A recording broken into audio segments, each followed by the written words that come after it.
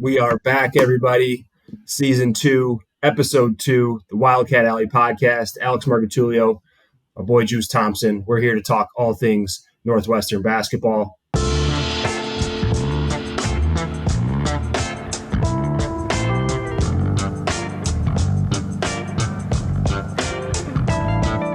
All right, Juice, let's get into it. Obviously, super exciting week and a half around the program. Came to a little bit of a screeching halt last night, which we'll obviously get into, but some really good things on deck today. We obviously want to recap the Purdue win, the really impressive win in overtime against the number one team in the country. Obviously, you and I were there, court storm, all that madness that came with that win. Obviously, very great. And then we had an impressive performance taking care of business at home against the University of Detroit. And then last night, here comes good old Chicago State rolling into Welsh Ryan and plays spoiler. So, we'll definitely get into all the facets and what happened with those three games. But, Juice, how are things with you? What's going on? Man, we got a lot to talk about, man. Yeah. A little disappointing. And, the Cats had a tough loss yesterday, but no, things have been good, man. Still good to follow the Cats, the conference, college basketball, high school basketball. So it's been busy times, man. How about you, man? How's the family? I see you took the little one to the first game. You got to tell me about that. Yeah, so little Margot made her Welsh Ryan debut against UAD the other day. She did great. Basically slept through the whole thing, which was great. Yeah. And obviously, it was really great to have the family there and enjoy that experience. Obviously, you and I have spent a lot of time in that arena and have a lot of blood, sweat, and tears poured out in there. So it was great to bring it all full circle with my newly started fam. Yeah. Getting a little taste of what that atmosphere looks like. Yeah, man. That's exciting stuff, man. All right, man. Well, let's dive into it, man. Purdue, we talked about it. We were there. Fans stormed the court. Now, what was your take on that game? Just a really impressive effort, right? I mean, I think we never wavered from what we do best, and that is take care of the basketball, play hard, play smart, and play together. So all of that was a culmination of what came together on that night. Obviously, the environment was super helpful. The place was absolutely rocking. Blackout in Welsh Ryan. It was hostile. It was fun. It was lively, and I definitely think it fed the energy of the team. And we were able to come out with a super impressive victory, right? Going down early, but really just hanging around, right? Making some good plays, making key shots. I go back, Ty Berry made a huge shot. I think we were down 13 or 12 early in that first half. Mm-hmm. We run a play out of a timeout. He bangs a three, gets us right back to 9 or 8, and then, we're right in that ball game. And I kept saying, I had a buddy with me, I kept saying, if we keep it around 8 before half, we'll be in good shape. And sure as heck, we came out second half, really executed our game plan, got those matchups that we were looking for one-on-one. Boo really just took over the game. I thought that was probably one of his more impressive games in a Northwestern uniform, probably of his entire life, just the way he managed the game early on, didn't force anything, took his shots when needed. And then when it was time for boo-booey time, he really took over down the stretch, executing, going after those mismatches, and making the right play at all times. So those are a few little tidbits that I saw. Obviously, we can break down this game for a full hour episode if we wanted to. But want to hear some of the bright spots that you saw during that Purdue game as well. Yeah, I just think, they resilient. Like you said, they didn't, go away from what they do. We did go down 11-12, but I still felt like we were still in control of the game. I never felt like it got out of hand. And, Boo played great. Like you said, Ty played great. And, Ryan Langborg, he's been huge for us. He just played calm and poised. And, having those 4 years of experience at Princeton looked like it really paid off. And, just one thing with Brooks, he missed a couple of those easy bunnies that he makes, playing against a team from Indiana. But I still thought he was huge, diving on the floor for loose balls. And as a team, they just made winning plays. So, like you said, we could talk about that game for an hour, but just the atmosphere, seeing everything and seeing everybody rush the court. And then, got the chance to go in the locker room and seeing how excited they were, throwing water around and Ty Berry's flipping and all that, just to see the state of the program. It was good. It was an exciting moment. That was a really big win. It seems like we're starting to have those, higher ranked teams numbers. Yeah, for sure. It's like history repeated itself, and that was a cool video you had of you and the boys back Yeah, in the we had locker that. room. Yeah, So, yeah, that's cool. they wanted to go on the court. I'm like, you guys are too little, man. They'll run you guys over. Yeah. So. A little stampede action there. You don't need that. Yeah. You mentioned this, and I thought that was a great point. Brooks making some of those little plays. He obviously made a huge play towards end of regulation. I think we were down 2, and I've never seen somebody like mirror the ball like he does. Have you ever seen somebody like get that many steals just like on ball? Like I thought I was good at it. I thought Nash was good at that type of stuff, like Craig Moore, where you're like faking guys into throwing it into your hands, which is more that like what we did. But he's just like a pure like tracer of the ball, and gets his hands on multiple times a game. It's super impressive. I've never seen anything like it. And if he's obviously our main trap guy, so he's the one bringing the trap for the most part. And I think the coaching staff just knows this guy just has an absolute knack for getting deflections, steals, all of that. So he's really picked up where Chase kind of left off in that regard. He's obviously not as quick or athletic as Chase was in passing lanes, but his ability to just mirror and trace the ball as an on-ball defender or as a secondary defender coming over is uncanny. And it needs to be talked about more because he's walking into like 3 or 4 steals a game because of that. It's crazy, or causing 3 or 4 other turnovers in that sense. So really impressed with his defensive prowess. He's getting some tough matchups. I think he's got a little bit of a hand injury right now, so his shot looks a little flat. But again, he's doing those other little things that are helping us win for the most part. And then you mentioned Ryan Langborg. I think some people probably were a little worried about his shooting percentage early on in the season, but again, his release. How quick is that release, man? Man, it's fast. It's quick. He's getting it up. He's getting it up, and he's making them now, right? I think he just needed a couple games to get used to those Welsh Ryan rims, get used to the new setting, get used to the new passes coming. You know what I mean? Like it's different coming in as a transfer, getting used to that, your new role and all of that. So I think it was just a couple of games of him settling down, and I think a lot of the shots he missed were right on or in and out. He wasn't bricking shots. So as soon as he saw a couple go in against Purdue, I think his confidence has really risen.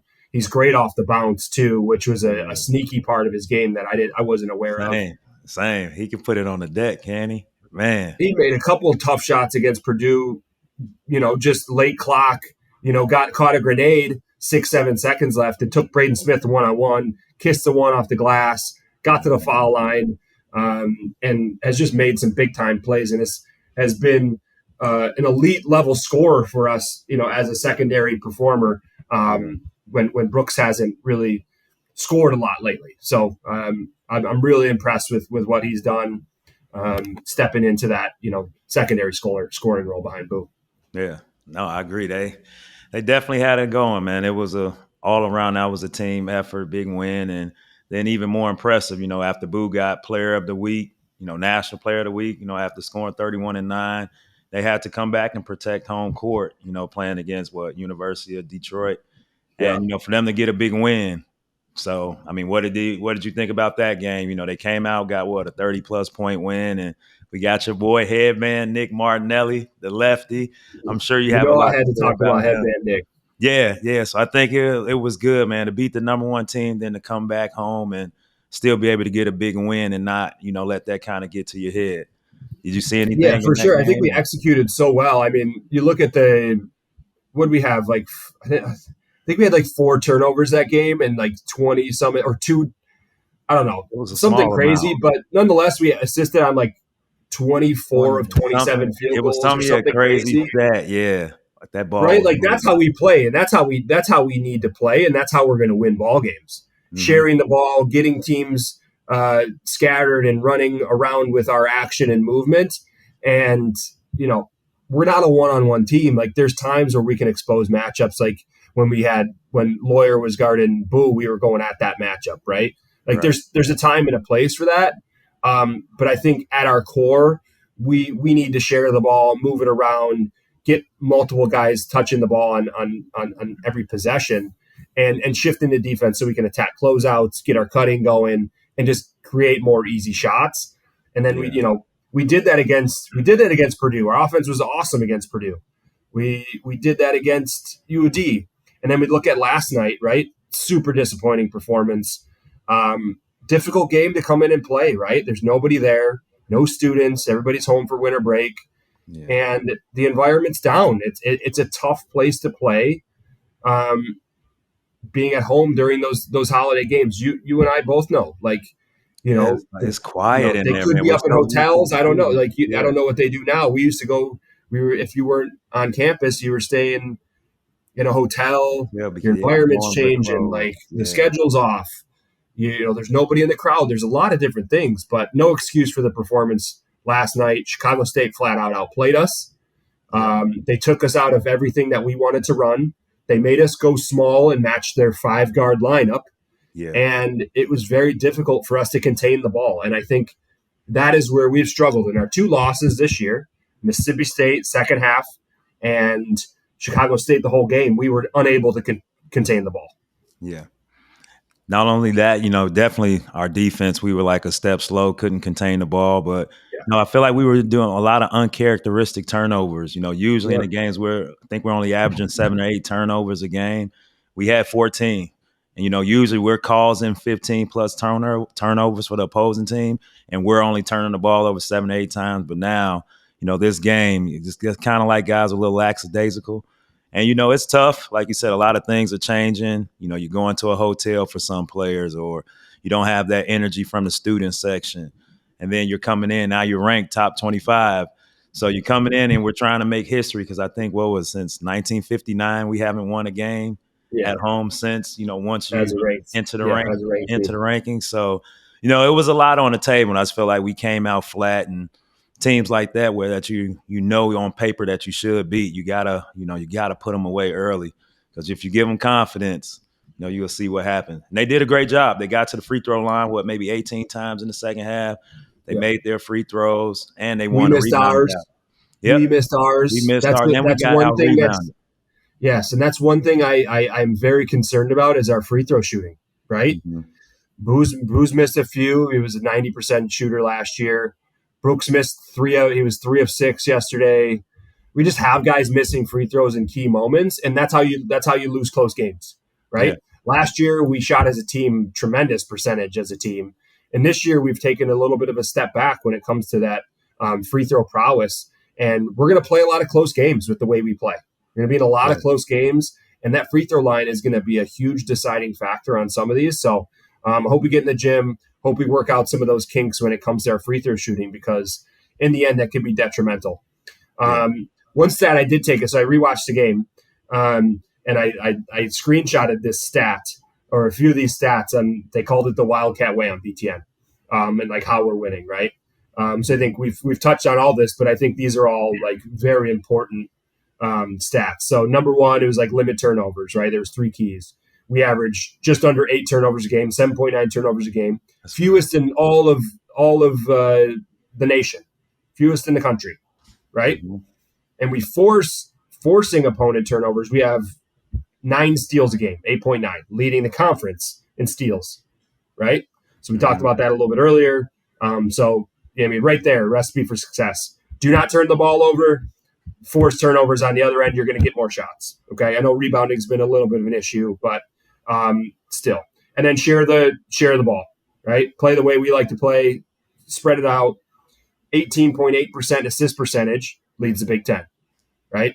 So, like all of these 3 stats are just critical on how we're going to be able to win moving forward. Listen, I don't think this is the end of the world, but it's definitely an eyesore on the resume. It is. Like, let's call a spade a spade. Really It is like losing to a 344th ranked KenPom team at home is never a good look, right? it's a definite blemish. It is going to be talked about come March. So we need to continue to build the resume to be like, okay, well, that is just an outlier game. Guy had 30. Chicago State, played their best game, and we Unreal. didn't. We didn't. So like, that's where my concerns are right now. What do you think in regards to the resume? Is it the end of the world? Like, should we be hitting the panic button? What do you think? No, first, before we go, just want to shout out Boo. Even though it was a loss last night, he moved to number 5 on the all-time scoring record. He passed me I up. So wasn't gonna say it. want to shout him out. No, if anybody deserves it, he works. He's gotten better. He earned it. So I You're up want to to the shout him 6. You're out. out of the top 5 now. Yeah, but no, he's been working towards it, so that's good. But no, I don't think it's necessarily time to hit the panic button. We still have a few more non-conference games, and then we're going into Big Ten play. And something you and I talked about earlier, right now the Big Ten is down, and a lot of people have a lot to say. So I don't think, we need to hit the panic button. We just need to learn from this loss. Obviously it was a tough loss, and it can't hurt us come down the stretch. Once it's Selection Sunday, if we're one of those bubble teams, a loss like this could, be one of the deciding factors of whether or not, we get into the tournament or not. But I think we'll be fine. Once we just get back to playing how we played, like you said, moving the ball, sharing the ball, there's going to be a time and place for the one-on-one. But we have to get back to our defense. That's our staple. We're blue-collar program now. We got to defend. So I think we'll be fine, with the state of the conference. I know we want to dive more into that, the state of the conference too. Just as overall, the Big Ten has been down. But so overall, I don't think we need to hit the panic button. I think we'll be fine and bounce back at DePaul Saturday. Yeah, I think so too. I do think we need to take care of business on this upcoming slate. Need to win at DePaul. Need to win basically a road game. It's a neutral site, but at road game at Arizona State, and then take care of business at home against Jackson State. Those are 3 key wins. Yeah, we can end a non-conference at 10-2, and then head into Big Ten play where we are right away hitting the gauntlet at a really good Illinois team, then at home against Michigan State, who will be hungry for dubs. And, so like it starts, right? Like it's we can't have any more lackadaisical performances. We can't have any more letdown halves, anything like that. So, at the very most, I hope this is a wake-up call to be like, college basketball isn't very split anymore. They're no longer the significant blue bloods, and then there's bottom feeder programs. Parity in college basketball is closer than it's ever been. Right? Yeah. Any team can get beat on any given night. Every time I'm checking scores or watching SportsCenter or whatever, you're seeing a top 50 team get beat by somebody else, right? Mm-hmm. I think Creighton lost last night too, and they were on a roll. So it can happen to anybody nowadays. And I think we're just a prime example of, what could happen when you let your guard down a little bit. So, yeah. And hopefully we don't have our guard let down. I think this is our first true road game on Saturday at DePaul, I believe. Yeah. Everything else has been we home. Played 2 neutral site games. Yeah. So, hopefully they're ready to come out and, play a true home game, away game, excuse me. But, it's a lot at stake. You know how it is playing against DePaul and it being a Chicago crosstown rivalry and the bragging rights that go into it. And, we've had a lot of success against them, especially at Welsh Ryan. But now we're going on the road. So hopefully, the guys watch some film and, get together and get ready. Because I saw something in the press conference. They were saying they weren't connected. So hopefully we get back connected. It's going to be a huge slate coming up. I saw that too. And we've struggled with those teams that spread us out and can really attack and penetrate our shell defense. So, I think DePaul is going to try to do the same thing, right? Mm-hmm. Jackson State's going to try to do the same thing. Illinois is going to try to do the same thing. They're trying to spread us out and drive us and take us off the bounce where we just haven't shown that we can guard the ball. So I'm really looking forward to seeing the adjustments that we make defensively. Offensively, I think we're good. I think we're executing well. Obviously, some uncharacteristic and sloppy turnovers last night, but I think we'll shore that up. Our percentages and our averages, say different. Like, we're not going to turn the ball over 14, 15 times a game. Right. Um, Then but free throws. yeah, we got to make free throws. We got to take care of the ball. And, I like the way we're shooting. I like the looks that we're getting. Ty missed a couple shots that he's been He's been making. So he making. had a So little bit of a it's one down of game. those That was tough. days. Yeah. It's How just about one of Luke Hunger, though? We didn't talk about Luke coming in and having huge minutes against Purdue. He's starting to see a little bit more playing time. He's worked himself into that rotation. Made Yeah. a couple nice finishes yesterday. Nice spin move. He made a I three like what I'm against seeing out of Purdue. big Luke Hunger. Yeah. I definitely forgot to mention him. He was definitely huge against Purdue. With Matt being in foul trouble, they had our bigs in foul trouble, but he played some great minutes. And, that second half when we really made that push to send it in overtime, I thought he was huge. He shot a couple of threes and, a few of them like, oh, man, why does he continue to shoot it? One of those, no, don't shoot it. Then it Yeah. goes in, everybody's happy. So he had one of those, but he's obviously been working. His confidence is growing, and he's starting to be a good piece for us, playing some more minutes. Yeah, for sure. I mean, he's going to be huge for us come conference season. And it's good that he's getting some big time experience now, so that when he gets thrown into these big moments, he's ready to play. And I think he's just really coming into his own now, right? I mean, he was off his feet for almost an entire year with that foot injury. So him being able to get back in the rotation, get some significant minutes, and actually see the ball go through the hoop is going to be critical for his confidence moving forward. So really like the job that Coach Collins and staff has done with him, integrating him into the rotation and really allowing him to come into his own, right? And really giving him the green light to shoot. You can see he can shoot the three. He's got good form, good rotation on that jumper. So, if he can be a pick and pop five, I think that only adds additional ammo to our repertoire. Spreads the floor out for Boo, Ryan, Brooks to get in the paint, do his little bumps, patient, fade away. So if you can space the floor out, that makes it a lot easier. Yep. And it helps with that space on DHOs and all that type of stuff. So being able to throw it back to the center that can not only handle the ball, pass the ball, but even knock down shots on a semi-consistent basis, really just like you said, will open up lanes for everybody else. Yeah, makes sense. So let's see, man. We got a couple games coming up. So are you going to be at the DePaul game on Saturday? It's actually my wife and I's 5-year anniversary tomorrow. Oh man, happy anniversary! That y'all so hanging out. We're spending a little weekend away and celebrating 5 years. So we'll not be at the DePaul game. Obviously, we'll watch. Yeah. But then rest of the home games here on out, I'll be there and cheering on the Cats. But definitely. Oh man, well you enjoy your weekend, man. That's a lot more exciting than a game, man. Take care of home. That's amazing. I'll be watching though. I don't miss it. Yeah. I don't miss the games. But the anniversary is a big time, so we're gonna have ourselves a good weekend. Congratulations, man. That's 5 years. Look at Shakes growing up. Shakes is growing up like too fast. Dude, man, time flies, man. Time flies, man. But yeah, man, I think the Cats are gonna be fine. I lost you. Uh-oh. You good? I lost you a little bit. Oh, okay. Yeah, I'm back on here. But yeah, overall, man, I think the Cats are going to be good. One game. It's not the end of the world, not a resume killer completely. We'll bounce back and hopefully, still finish top 4. And I'm sticking to what I said. We'll be top 10 by the end of this season. Bro, you were right on. I mean, I just missed my call by about a week saying that it was going to be a top 25 matchup, Purdue and Northwestern. We obviously got ranked after that game. But then you coming forward with top 10 team, they sure as hell looked like it. And, I think we have the potential to be there. Yeah. Like I said, parity in college basketball is tighter than ever before. So we're going to have plenty of opportunities to beat a lot of good teams.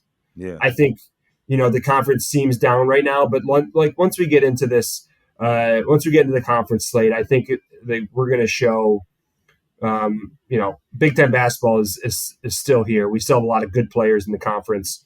We still have a lot of high quality teams, and we're going to beat up on each other again. So hopefully we can be on the winning end of a lot of that. Again, right. I'm with you. I think we're a top 5 in the conference team. At times, we look like, the best team or the second best team. in the conference as well. So we're going to have to take the challenges square on and see what we can do to perform. But yeah, definitely a blemish last night, but not the end of the world. Hopefully we can use it as a coaching opportunity and understand that we need to come to play every single day, every single half, in order to, to really win and achieve our goals again. Yep. Yep. So looking forward to it. We'll see what's going on. We'll be back soon with some more updates. In the meantime, you enjoy your anniversary weekend, my man. That's Appreciate you, exciting, bro. Juice. We'll Definitely. be back Always again good talking soon for cats. episode 3. Yes, sir.